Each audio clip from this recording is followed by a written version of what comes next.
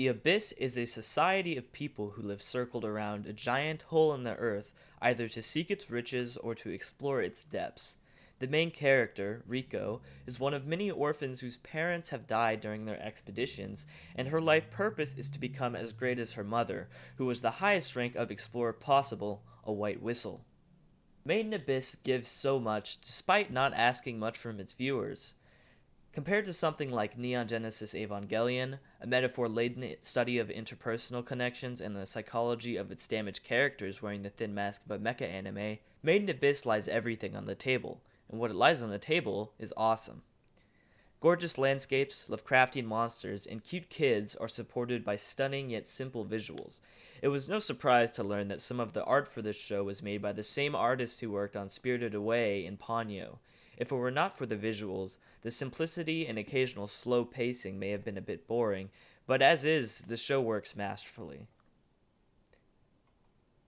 The very first conflict is with a flying monster known as the Scarlet Maw from deep in the abyss. The main character's friend is knocked out bleeding and narrowly escapes being eaten alive. As Rika runs from the beast and is knocked to the ground, we see her fall and tumble over herself in a beautiful display of animation. She nearly breaks her arm in her escape, and just before she is forced to either jump off a cliff or into the creature's mouth, a cylinder of light energy bursts into the shot, damaging the creature and scaring it off, while leaving a smoldering semicircle in the petrified trees it penetrated. This opening scene encapsulates the appeal of the show. It's got visuals, it's got action. Of course, some of what makes Made in Abyss so good is not as obvious as the visuals and action scenes. The moment that Rico sees the Scarlet Maw, we wonder, why the hell is this scary looking monster on the first layer? And then she remarks to herself that they sometimes come up to look for food. The implications of this are many. First, this is a world of chaotic adventure that is not entirely understood. Perhaps in a more refined society, the Scarlet Maw's feasting patterns would be purposely staggered with the exploring schedule. But this is not the world Rico lives in.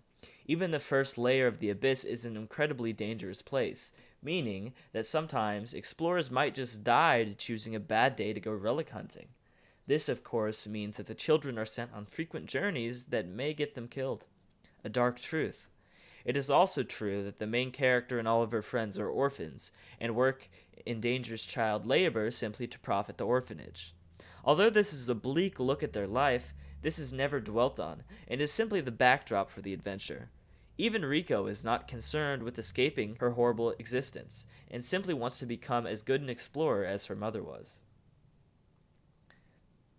That Rico immediately answers the unspoken question about the Scarlet Maw's presence is indicative of how the show uses mystery to drive the plot on both a small and large scale. Although mysteries such as what lies at the bottom of the abyss persistently create interest in the future of the plot, smaller mysteries are constantly brought up and dealt with efficiently as episode-to-episode conflicts. More satisfying is that these persistent mysteries are paid off in small but wonderful ways, such as when we are ingeniously teased with the latest version of the map of the abyss, when one of Rico's friends steals it from the headmaster's office in episode 2. This show doesn't dawdle. The directness and efficiency of the show is carried mainly by Reg and Riku, who seem extremely good at problem solving for a couple of teenage kids, or rather, a teenage kid and her relic/robot companion. Their fastidiousness and thoughtful mindsets are used not only to solve plot conflicts such as how to deal with corpse sweepers, a creature that mimics the cries of its already dead prey to lure its next meals, but also as a world-building device.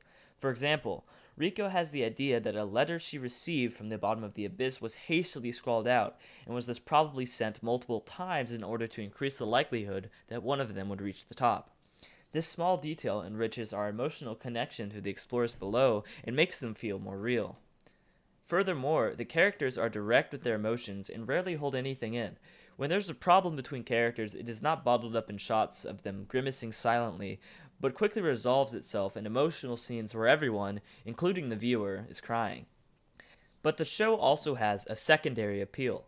I'm someone who has played a lot of games, played a lot of D&D, and read some H.P. Lovecraft. The show seems so influenced by games in the way its world is designed, such as how the abyss is set up in layers and that there is a penalty for returning to a previous layer, and many of its creatures seem straight out of a Lovecraft novel. For me personally, fantasizing about a Made in Abyss game or designing a D&D adventure in this setting has vastly increased the enjoyment of the show for me, and will keep it in my mind for months and years to come. And I'm sure nobody can wait to see the kinds of monsters that lie waiting in the lower layers of the Abyss. Made in Abyss is so good that it pulled me from my post-Evangelion depression long enough for me to write my first ever blog post and create a video. It gets a 9 out of 10 from me only because it slows down toward the middle, and I think it can do even more with its premise. I have high expectations for Season 2.